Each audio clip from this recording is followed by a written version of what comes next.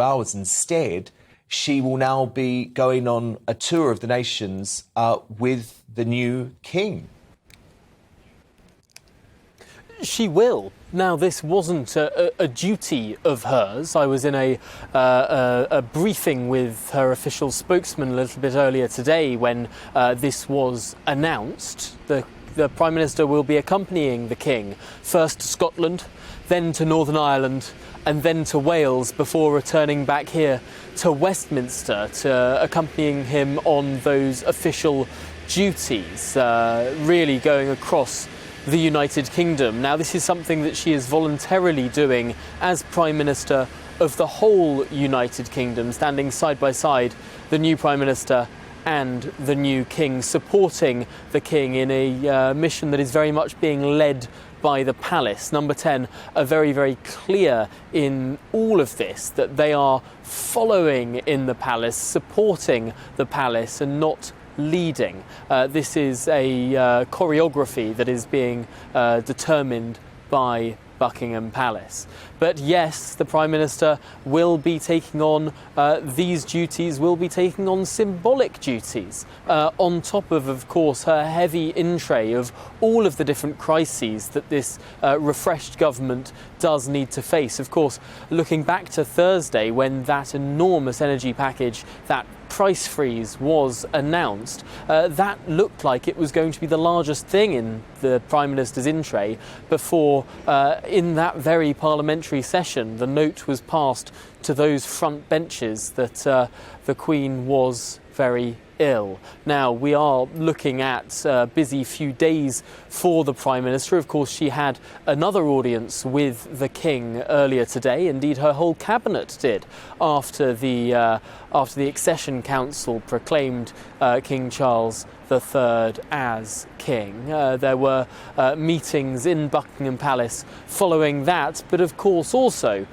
further tributes really given in a 10-hour sitting of the House of Commons today, following yesterday's 10-hour sitting. Now, that finished around an hour ago at 10 p.m, but it wasn't only tributes from across the House, from members of Parliament, but also, as you allude to, senior members of Parliament once again swearing an oath to the new King. Now, when members of Parliament take their seats, they do need to swear an oath to the monarch. At the time, back in December 2019, all sitting members of Parliament swore an oath to Elizabeth II, her heirs and successors. It's not necessary that they take a new oath to the new King, but it is, I suppose, something that many want to do, to refresh that oath, to really put their trust in this new King and put that on record. Some senior MPs had the chance to do that today.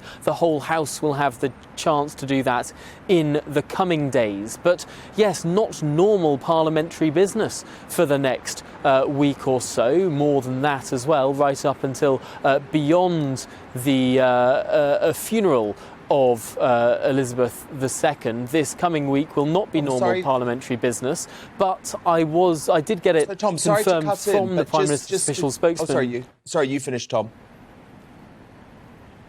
But I did get it confirmed from the Prime Minister's official spokesman that Number 10 does expect a fiscal statement this month. Now, how they're going to fit that in when Parliament isn't expected at this point to be sitting is a little bit of a mystery, but I suppose more things do need to be decided as the days go on. Yeah, exactly. That's what I was just trying to clarify, Tom. So Parliament doesn't sit at all now until presumably the day after the state funeral?